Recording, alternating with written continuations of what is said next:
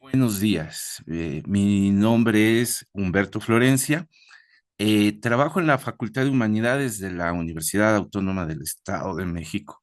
En las líneas que trabajo, en dos licenciaturas, una de ellas es Letras, Lengua y Literatura Hispánica, y en la otra licenciatura es Artes Teatrales. Entonces, básicamente las líneas que trabajo, pues es la literatura, literatura mexicana, latinoamericana, análisis del texto dramático y en los últimos años enfocado sobre todo a la tragedia y a la comedia. Entonces, por ahí va esa línea y en esa presentación pues, agradezco a todos aquellos que se conecten, que nos vean, que escuchen, que establezcamos este diálogo, esta charla breve, informal, pero de contenido. En ese sentido, agradezco a todas las integrantes del cuerpo académico al que pertenezco que están más inclinadas hacia la historia, desde luego, y de repente podrían decir, pues, ¿qué sucede, no? ¿Qué historias y literaturas? Y pues sí tenemos, aunque de repente pudiera parecer lo contrario en algunos casos, en unos momentos, o a veces hasta en comentarios de paso, que pareciera que no, al contrario, tenemos mucho, mucho, mucho en común. Eh, no tiene, creo, supongo que quien nos vea en estos momentos o quien nos vea más adelante tiene una mayor formación histórica. Entonces me inclinaré un poquito hacia este lado y señalarles, decirles, híjole, no saben cuánto de la historia necesitamos también nosotros en los estudios literarios y no solo en los estudios, sino en la creación misma, como les decía, de las licenciaturas, no solamente en la creación misma de novelas, cuentos, pues desde luego en los ensayos, la poesía misma y el teatro. Tiene mucho, mucho, y más en nuestro continente, en Latinoamérica, que tiene una enorme carga histórica social. Bueno, entonces, pues bueno, muchas gracias al cuerpo académico que hace posible esta transmisión y este comunicado. El objetivo no es que les descubra el hilo negro, no es una propuesta hermenéutica interpretativa, no va a ser así, ¿no? Sino establecer una charla, ¿sí? Precisamente que, porque aunque nuestra Facultad de Humanidades pareciera chiquita, es inmensa, luego no hay tantas actividades en las diferentes literaturas que parece ser parecemos dentro de la misma facultad pequeña, pequeñas islitas y todos hacen actividades y luego a veces no participamos, los de letras con los de filosofía o así, historia con los de letras. Entonces no es estricto, pero parecía que estamos un poquito aislados. Entonces voy a aprovechar esta oportunidad para que charlemos y reflexionemos un poquito en estos ámbitos. En la misma licenciatura de historia ha habido momentos en los que organizan precisamente coloquios sobre literatura e historia. En algún momento, pues he participado y mencionaré uno de los autores preferidos para mí en cuanto a literatura y tan cercano a la historia. Bueno, hay muchos ejemplos. Me quedaré corticísimo, ¿no? Pero bueno, es para establecer un primer puente, un primer lazo comunicativo.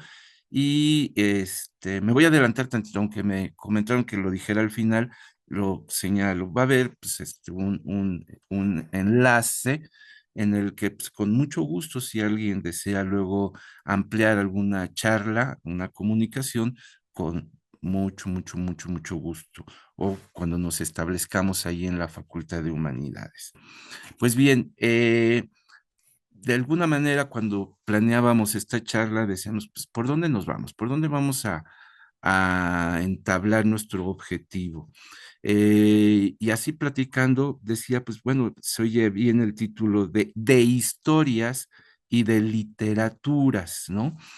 Eh, Porque sí es verdad que hay muchas cuestiones en estas, eh, o enfocarnos fronterizamente, eh, cuando uno se topa con una investigación, un texto histórico, eh, ustedes mismos, no hay vuelta de hoja, es historia, ¿no? Nada de literatura, es netamente historia, ¿no? Puede uno ir a un polo y lo mismo sucede con la literatura. eh, Plenamente ficción, aunque se apoye, aunque utilice, hablando en términos aristotélicos, un ejercicio mimético, pues es muchos casos muy pleno identificable que es literatura, es ficción y que se va plenamente a lo subjetivo. Sin embargo, aunque muchos literatos han abusado de esta subjetividad, porque como es literatura, podemos decir y señalar cualquier cosa con relación al personaje histórico o al momento, lo que sí es verdad, pues bueno, son poco serios, ¿no? De estos casos no hablaré, pero el mismo literato tiene que nutrirse de sus fuentes históricas, ¿no? Con todo ello, me inclino un poco. Ya ven que ahorita inicié en grandes rasgos pensándolo, polarizándolo, ¿no? Cuando uno identifica el texto tal cual como es historia y tal cual como es literatura. Eh, Espero no haberme salido. Ay, permítanme tantito. Ah, pasó algo aquí. Recupero el hilo. Entonces, fíjense que en los estudios literarios sucede un fenómeno particular. Algunas veces, últimamente se habla de estas mismas fronteras, de cuando llamamos novela, cuento, etcétera, y que ya es momento de rompernos esas etiquetas. Viene desde los orígenes mismos de la literatura, ¿no? Y muy recientemente se ha hablado de géneros discursivos, intertextualidades, y en la actualidad ustedes lo podrán ver en diferentes, incluso congresos, se habla de las literaturas híbridas. ¿Qué es esto? Que luego a veces hay fronteras en las que, como inicié la charla, se puede decir, esto es una novela, ¿no? Que es un convencionalismo, ¿no? Pero no ahondaré mucho, pero ¿qué sucede en algunos textos que es difícil identificar cuando es novela o plenamente cuento? Porque los ejercicios literarios en la actualidad, ustedes pueden, bueno, se han acentuado más. Ha existido, pero se ha acentuado más. Eh, este, Sobre qué estoy leyendo. Muchas veces nos venden el texto como una novela y el discurso, la forma de escribirse es plenamente un ensayo histórico y pondré algunos ejemplos más adelante, o filosófico. Entonces, luego a veces se ha hablado desde los estudios literarios, insisto, con relación a estas cuestiones de los híbridos, ¿no? Eh, pues bueno, necesitamos luego a veces señalar esa como etiqueta, pues más o menos para tener una base para poder dialogar, ¿no? Pero existen estas cosas, ¿no? Y existen desde la antigüedad. Y ustedes revisan la Orestiada, la trilogía de la Orestiada, eh, la primera parte, Agamenón, es un discurso histórico plenamente, ¿no? Y estamos hablando de un texto dramático, ¿no? Muchas de las epopeyas tienen un fundamento también histórico, ¿no? Entonces, eso es lo que lo hace, más que separarnos, lo hace rico, lo hace interesante en cuanto a todo lo que nos nutrimos al día a día. Lo mismo, ustedes me dirán, pues bueno, cada uno de ustedes deberá tener seguramente un autor, una corriente interpretativa, histórica que les agrada, ¿no? Luego jugando, pero sí tiene mucho en serio, muchos muchos compañeros, muchos colegas eh, plantean de repente, yo leo historia como si fuera literatura, ¿no? Y literatura como si fuera historia. Lejos de hacer algo al decir esto de menosprecio, nada, más bien es la idea de la unificación, de lo que nos une entre las diferentes líneas. Entonces, lo que menciono esto, dependiendo de sus líneas de investigaciones o su línea de gusto por leer historia o literatura, también ustedes encontrarán, ahí también tiene mucho que ver la postura de quien lo escribe, de quien emite el discurso. Y hay, aunque se trate, vamos, de un personaje plenamente identificado en el ámbito histórico y desde luego al hacerlo literario, depende de quien emite el discurso, de quien escribe, que también hay una enorme carga ideológica. En ese sentido, pues yo he escuchado a algunos colegas muy someramente, desde luego lo estoy utilizando, no voy a profundizar, de que desde luego, si yo elijo escribir sobre la vida, no sé, de Porfirio Díaz, hay también una carga de simpatía hacia lo que representa esa figura, ¿no? O al contrario, si quiero escribir sobre Pancho Villa, que aún hoy he escuchado algunas polémicas de que cómo defender a Pancho Villa si era un bandido, etcétera, etcétera, etcétera, ¿no? Pero también implica la postura del historiador o de quien escribe, ¿no? O incluso si lo quiero hacer en el ámbito literario burlesco, hay como ejercicio del humor, también hemos utilizado en la literatura personajes históricos, ¿no? De bote pronto me ubico a la figura de Fray Servando, está novelado, este, y lo manejan de una manera carnavalesca, graciosa e interesante, ¿no? Entonces es importante las formas de narrar también en ese sentido, de contar en estos dos ámbitos, ¿no? Bueno, pues en lo particular yo me inclino sobre esto que les decía, dónde está lo ideológico y la colocación de quien escribe o de quien en estos momentos habla. Yo me inclino más de ver desde abajo hacia arriba y no al revés. Me interesa mucho, me agrada, a pesar de que podría entrar en una leve contradicción, porque si estudio también hago estudios sobre la tragedia y es como aparentemente formas muy oficialistas. El teatro, por ejemplo, de Shakespeare, pareciera una forma discursiva, una forma de presentar el texto como muy oficial. Uno se sorprendería también de las enormes contenidos populares que puede tener el mismo Shakespeare, ¿no? Entonces, de alguna manera, básicamente está ahí colocado uno entre eh, qué tanto me coloco en el centro a partir de lo que es la cultura popular, mirar desde adentro o desde afuera. Voy a decir algo que puede ser escandaloso, ¿no? Alguna vez lo planteé y una colega argentina me dijo, ¿pero cómo? Entonces puede ser escandaloso, pero, pero me sirve de ejemplo, ¿no?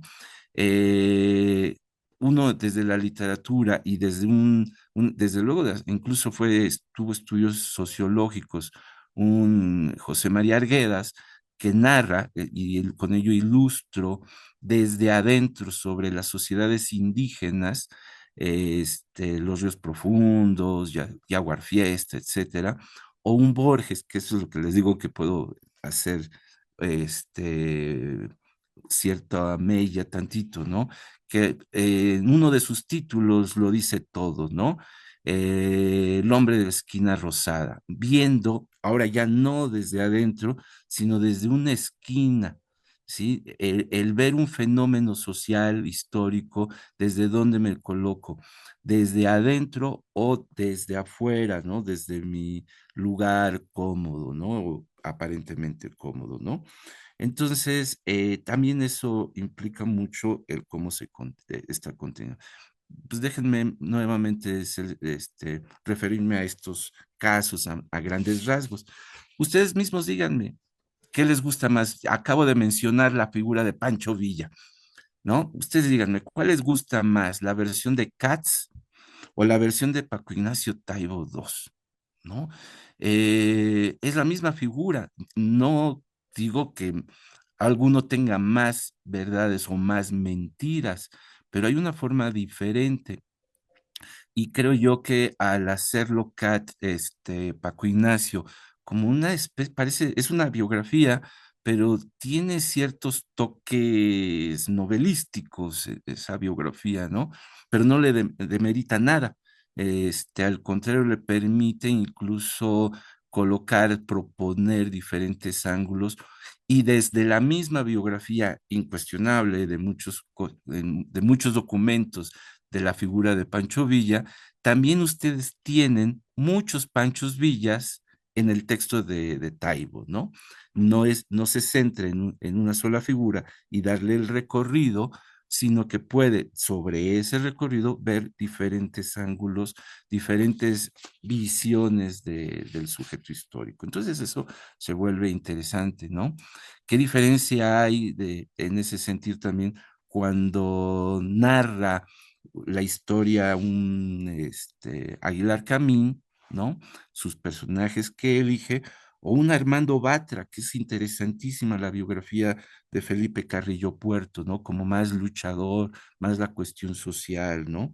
Lo que nos remite eso ahora, les acabo de mencionar así, quienes trabajan en el ejercicio diario, pues la propuesta de un autor como Jacques Le Goff, ¿no?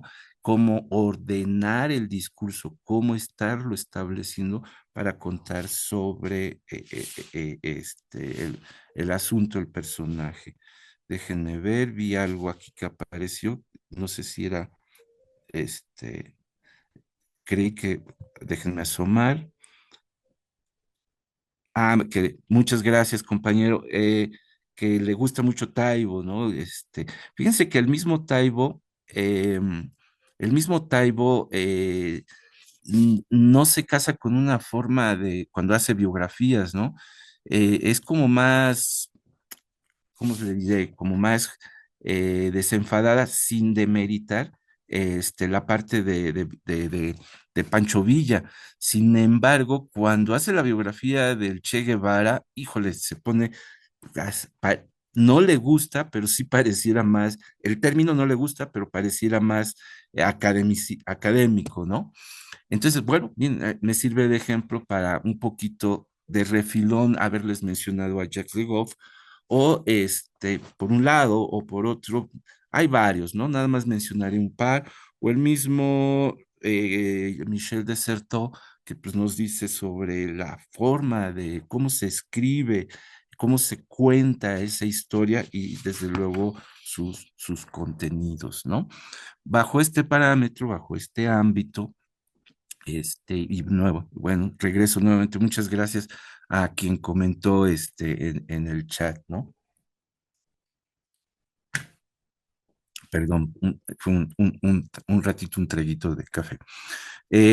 Vamos a movernos un poquito, déjenme compartirles estas cuestiones sobre la historia, ahora desde el ámbito literario. Les decía al principio, un autor que a mí me gusta mucho y que he trabajado en algunos momentos en coloquios así de historia y literatura, es Augusto Roa Bastos. Y el señor, si no necesita decirnos, utilicé esta fuente, esta otra, sino que en su forma de ser, ya uno sabe que el señor investigó, tiene fuentes, y a partir de ahí, la experimentación que hace sobre la historia es muy interesante y ni siquiera para demeritar, sino que nos permite también nosotros como receptores, como lectores, ampliar nuestros horizontes, ¿no? Por ejemplo, uno de sus textos es Vigilia del Almirante.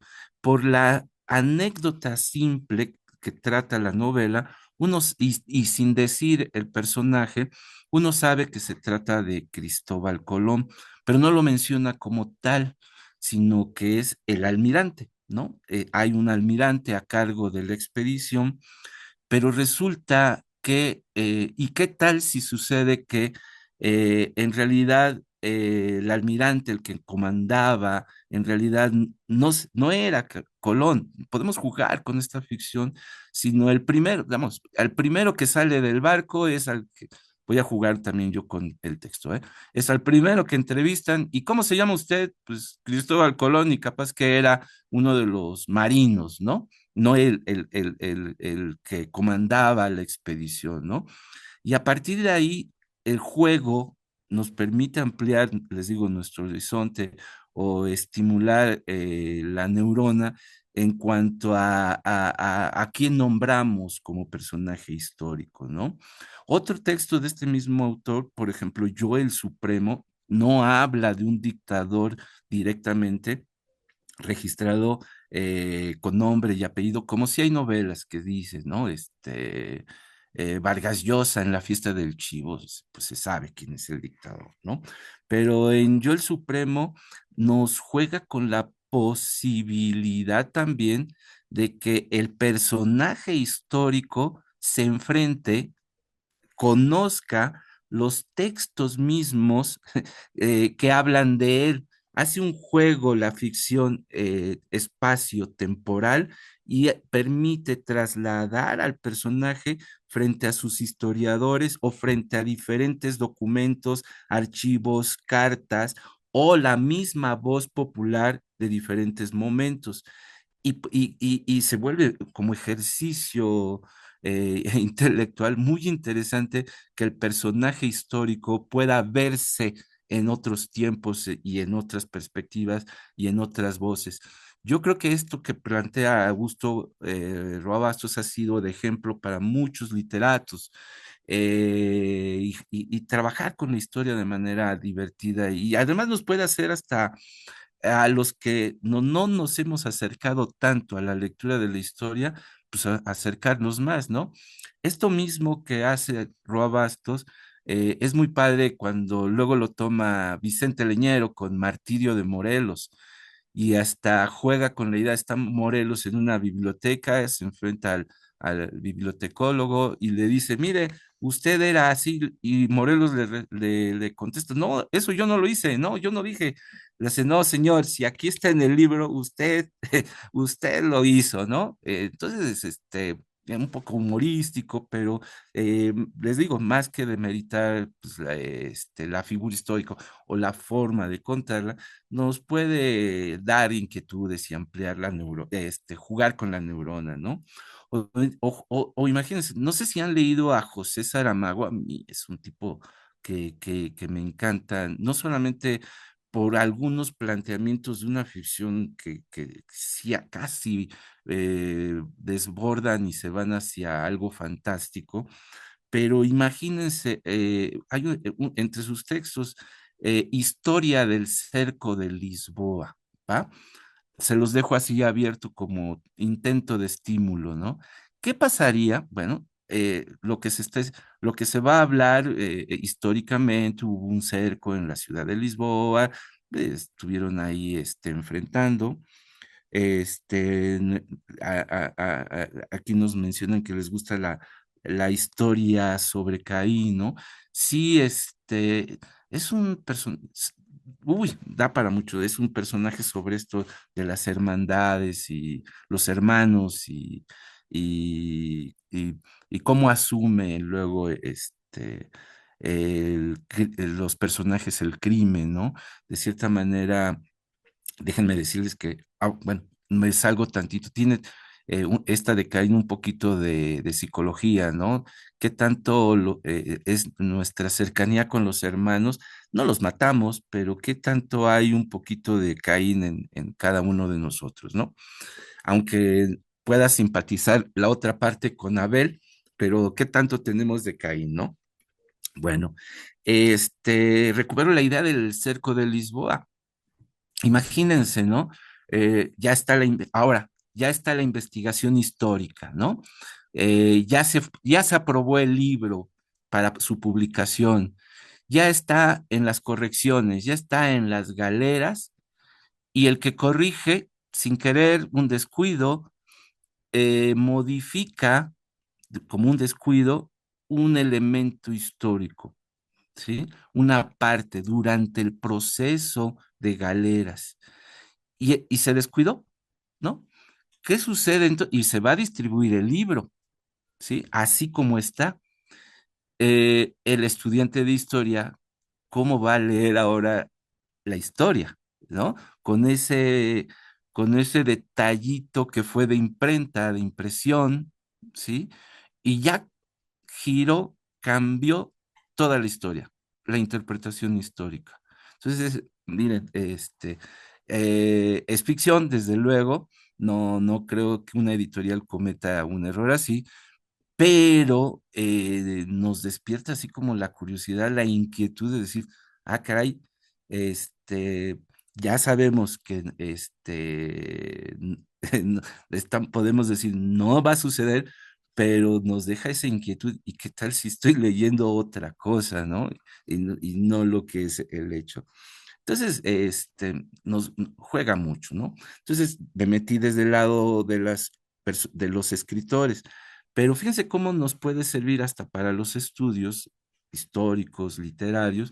Déjenme mencionar otro teórico que lo inclinan hacia la filosofía, pero el texto que voy a mencionar, tiene mucho de fuentes, de revelaciones históricas. Me refiero a Bakhtin y su estudio sobre Gargantúa y Pantagruel, de Rabelais.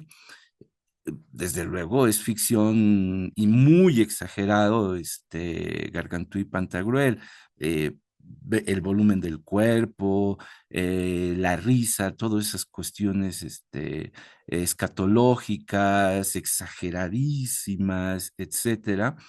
Eh, pero le sirve a este señor Mikhail Bakhtin para hacer un estudio y de referirnos elementos de cultura popular que ya se establecían en Francia, y que este texto es de transición del medievo al renacimiento. Lo que ustedes están ahí revisando, desde luego, es un estudio literario, pero se apoya de esa ficción, pero ahora al revés, para concretar elementos históricos, repito, entre el medievo y el renacimiento, de cultura popular, de la fiesta, de lo que ahora llamamos carnaval, y que son las fiestas de fertilidad, son las fiestas que se daban, que se siguen con sus matices y con nuestras aportaciones contemporáneas, que se siguen cultivando en los solsticios de primavera, de solsticios de verano, y durante los periodos de cultivo y todas estas cosas, ¿no? Y que se mete también entre lo sagrado, lo profano, el humor, lo popular y lo oficial se entendió más hacia los documentos, y lo popular, esta sabiduría popular en la que entran refranes, si ustedes gustan, numerologías, cábalas, y que también nos recuerda un texto, aunque les digo que Bakhtin se concentró al Gargantúa y Pantagruel, mucho de esto que les estoy mencionando también lo tiene la Celestina, ¿no? Todos estos elementos transicionales, y que si uno quisiera, si uno se mete a fondo, aunque sabe uno que es ficción, es directamente, ahí sí hay la construcción directa de personajes ficcionalizados, Calixto y Melibea o la misma Celestina.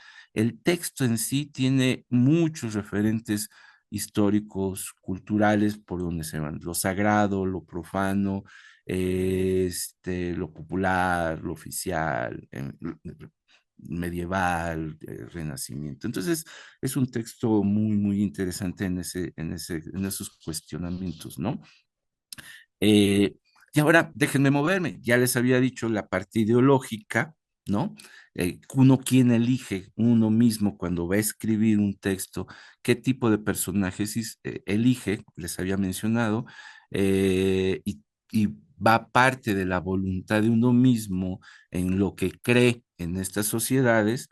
Si yo elijo a Huerta, hacer la vida de Huerta, también yo vengo con una carga ideológica específica, o lo que les digo, si yo elijo a Madero, ¿no? Tiene sus cargas, ¿no? Pero ahora déjenme darle otro giro. No es ya también tan polarizado, sino también podemos darle vuelta al asunto. ¿Qué sucede también en cuanto a contar la historia de lo que a veces nos han enseñado, que son los villanos, los que resultaron, por alguna maña triunfaron en alguna batalla, o con el paso del tiempo los catalogamos así como la parte oscura que sucedió en un momento histórico determinado, ¿no? Pues desde luego, cuando leemos la Ilíada, pues de repente depende de uno, ¿no? Si simpatizamos con los triunfadores o si simpatizamos con los troyanos, ¿no?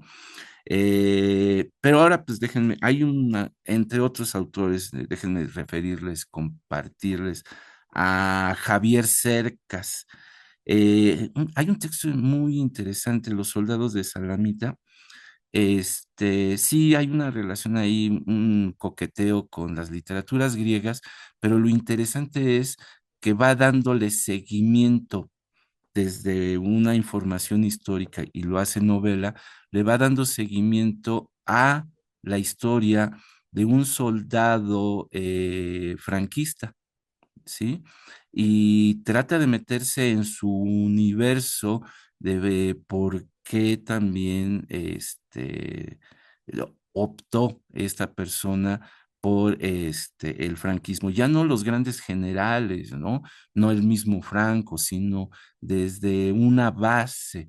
Entonces, la visión que se tiene desde ese lado, es aterrador, pero también no, desde luego, bueno, yo en lo particular no simpatizaré con los franquistas, o simpatizaré más con los republicanos, pero aún con lo que les estoy confesando, contando, a mí me amplía mi horizonte sobre esta perspectiva.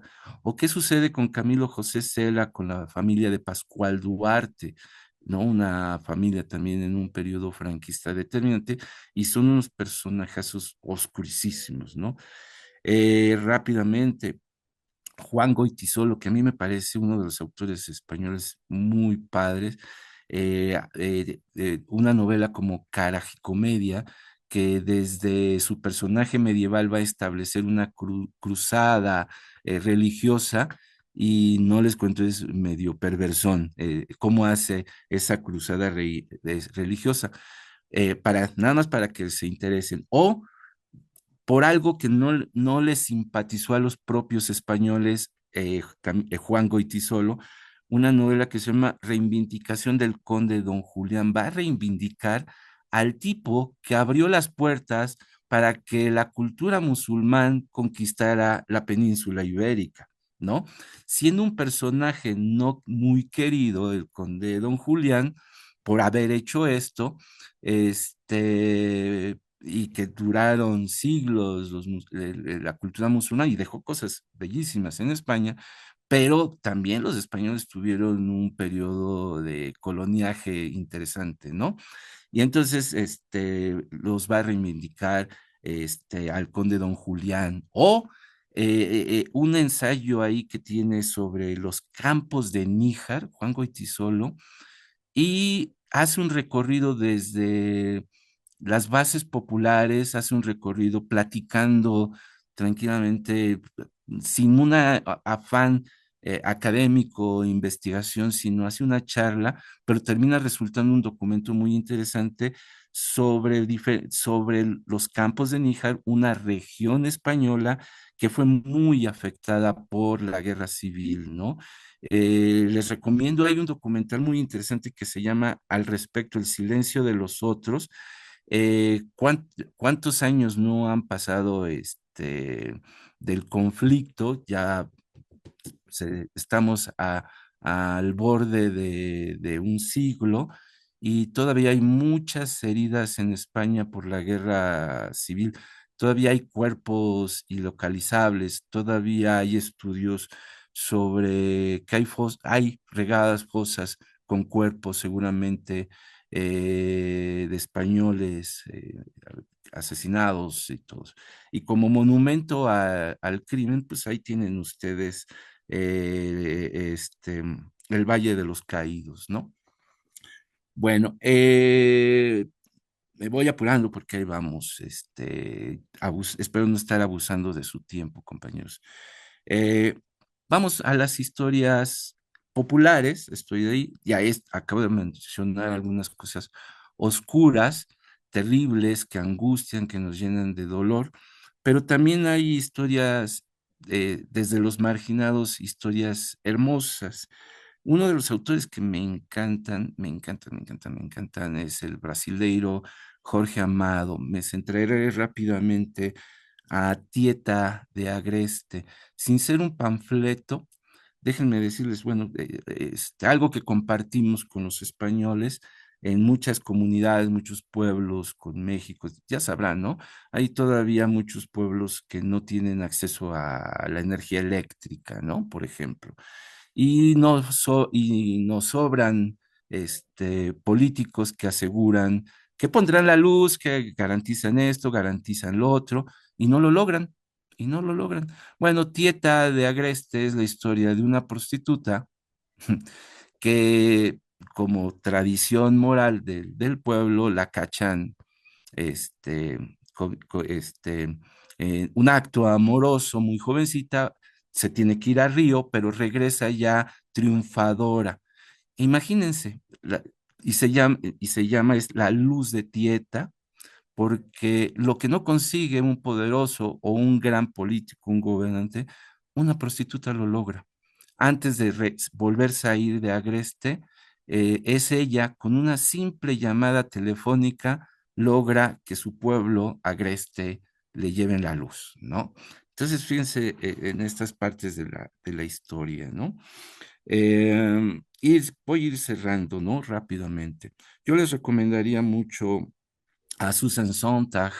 Eh, Susan Sontag también se mete entre estas fronteras narrativas e históricas y cómo nos habla también del ojo que mira el suceso histórico, cómo logra cuando uno observa un acontecimiento histórico y queda como una fotografía en el ojo, eh, la dificultad que tiene esta persona para poderlo escribir y pues que no le gane, ahora acabo de mencionar la parte del horror y las consecuencias anímicas que uno tiene, ¿no?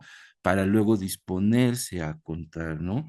Susan Sontag, que por su parte ella lo deja así. ¿Y qué sucede con un autor como Norman Mailer, ¿no?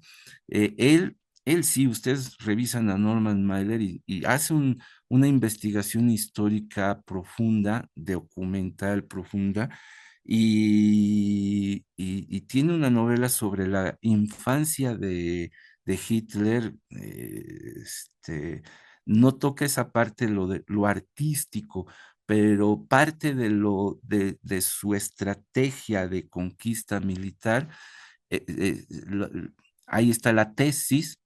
Es porque tiene mucha influencia de que en su momento fue apicultor y muchas veces conducido por su propio padre, ¿no? Eh, cómo distribuir los ejércitos a partir del conocimiento de, ¿cómo se llama? Cosecha, como la cría de las abejas, ¿no? Entonces, y la novela se llama Castillo en el Bosque, ¿no? Voy a ir concluyendo y nos centramos ahora finalmente, ya para concluir, en cuanto a México, ¿no? Y estas fronteras de lo híbrido. No sé si han tenido la oportunidad de leer de Martín Luis Guzmán algo y desde los estudios históricos. Bueno, miren, ya me iba hacia la literatura mexicana. Fíjense que para la literatura del 19, este, váyanse, empiecen también ¿cómo se llama nuestra biblioteca de la facultad? Ignacio Manuel Altamirano. El Zarco de Ignacio Manuel Altamirano es muy interesante. Tiene elementos del romanticismo, desde luego. Pues, si ustedes vieron Bichos, ya Altamirano se les adelantó, ¿no? Perdón la fuente que estoy citando. Sí, ustedes leen el Zarco y eh, y eso, pues la historia de unos bandidos ahí que están asolando el pueblo y nada más, ¿no? Como argumento. Pero fíjense que estamos en una transición en la búsqueda de identidades que somos, es un momento determinante y ¿por qué a bote pronto me acordé del Zarco? Curiosamente, los bandidos, fíjense, son güeritos. Ahí ya empieza a transmitir elementos ideológicos hacia una población sobre cuestiones de identidad. Son güeritos, son los de ojos arcos, ¿no? Entonces ya hay un fuerte contenido, ¿no? Entonces, es muy, muy importante Altamirano. Es muy importante. Ustedes ayúdenme porque pues, la pregunta así me agarró eh, es Vicente Riva Palacio, ¿sí? Aunque tiene influencias del periodismo y de las literaturas llamadas de folletín, de entregas, como capituladas, y le da un toque así de tipo de aventuras. Novelas así como Virgen casada, monja y mártir, o ahorita se me va una, sobre los procesos inquisitoriales en México. Riva Palacio tiene novelas muy interesantes al respecto, ¿no? O Tomás T. de Cuellar, Baile y Cochino es novela, es una fiesta, pero es una crónica también sobre las festividades populares en México en el siglo XIX, ¿no? O lo que sucede con Justo Sierra O'Reilly en Yucatán, ¿no? Sobre cuestiones culturales, sus textos, y el padre de Justo Sierra, son interesantes en el 19, ¿no? Estos autores. Y ya llevándonos al 20, les digo, Martín Luis Guzmán, en los estudios literarios, hay quienes aseguran que El águila y la serpiente no es novela y tiene mucho sobre la revolución desde diferentes ángulos, ¿no? Desde luego, resulta interesante una tercera, ya les había mencionado la vida de Pancho Villa, pero también cuando toca Martín Luis Guzmán, Pancho Villa, tienen otra perspectiva, ¿no? O léanse La sombra del caudillo, compañeros. De veras, entenderán también mucho, y estamos hablando de principios del siglo XX. La sombra del caudillo, van a entender muchas cosas también de los procesos políticos nacionales. E incluso hay unos apartados que suceden en Toluca muy espectaculares, muy espeluznantes, muy interesantes, y en la carretera entre México y Toluca, ¿no? Algo que nos dice sobre estas cuestiones, sobre las revoluciones y todo esto, y cómo es la imagen política que se fue construyendo posterior a la revolución. También fíjense cómo sucede y la historia, ¿eh? Les dejo ahí la inquietud de El gesticulador de Rodolfo Sigli, ¿no?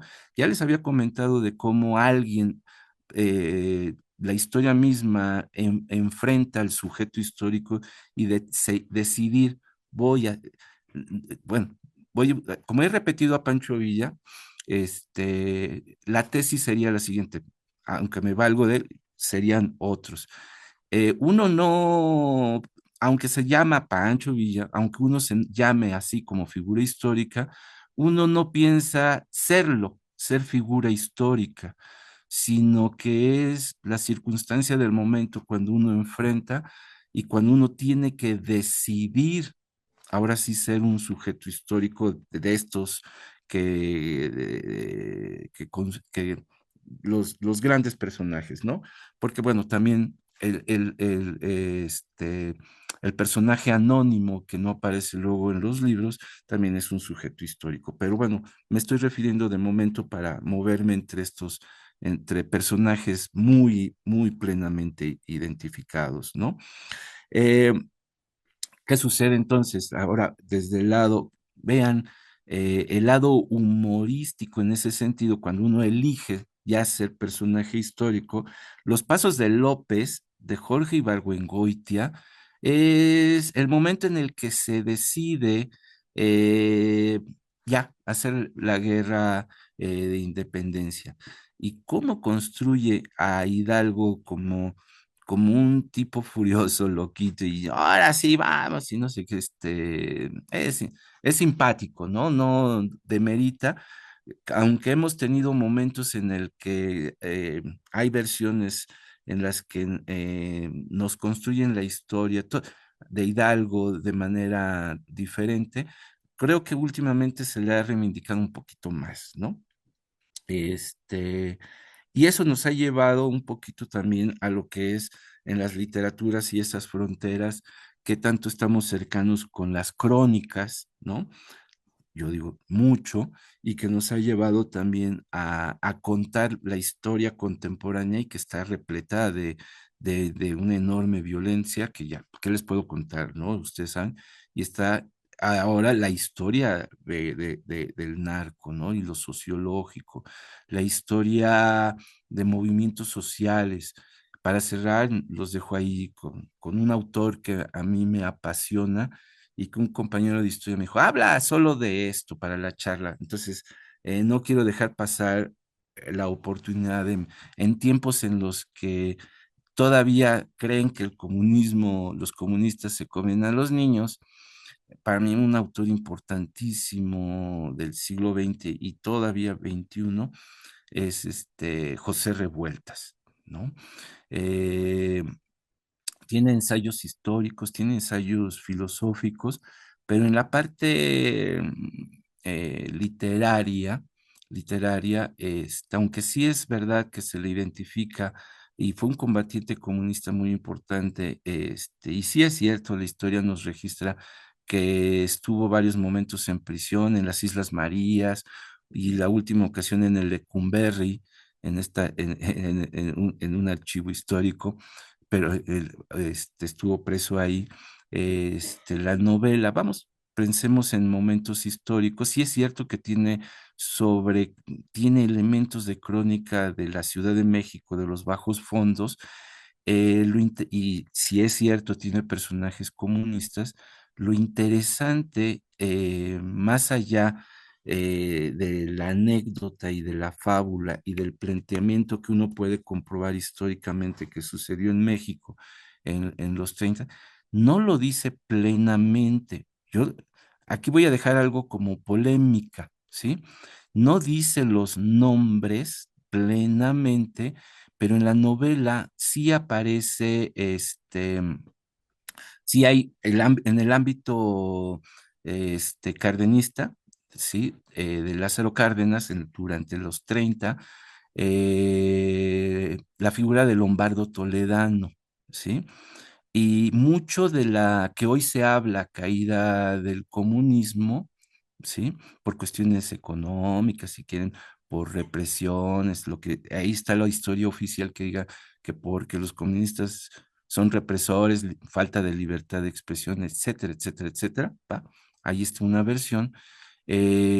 Aunque está difuminado, aunque no dice el nombre, por su forma de comportarse, por la forma de discutir entre colegas, ahí se puede uno entre líneas identificar a Lombardo Toledano y siendo una figura que todavía hoy se habla como pilar también del comunismo en México y cuya hija dirigió en los 80 un partido popular socialista, la novela, jugando, bueno, me pueden decir es ficción, nos permite identificar también que él es responsable de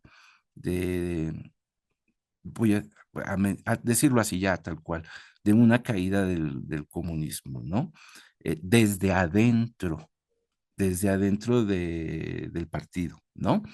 Y ahí está la idea de los errores de José Revueltas. Bueno, gracias por aguantarme, con eso concluyo esta charla. Agradezco su participación en el chat. Espero no haberme perdido de muchos comentarios. Pues sigo a sus órdenes, reitero. Gracias, gracias.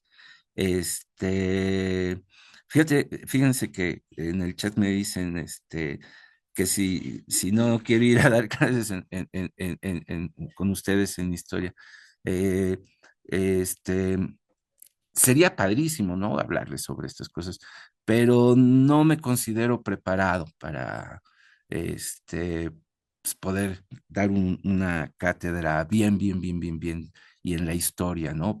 Este, básicamente es por eso, ¿no? Pero pues gracias por la invitación, muchas, muchas, muchas gracias.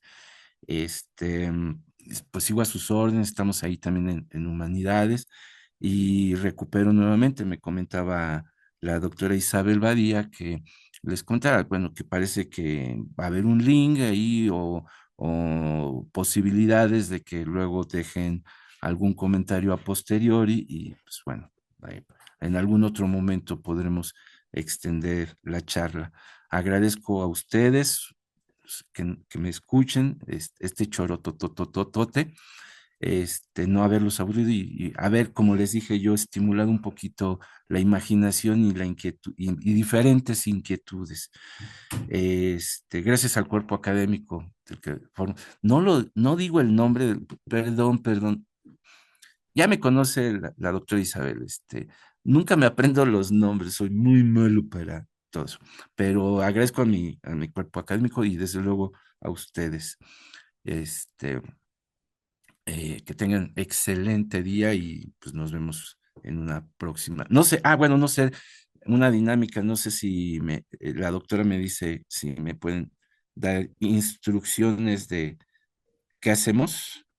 Aquí veo, perdón, déjenme ver. Hasta ahí parece que todavía no hay. No sé si hay alguna otra instrucción desde base de control.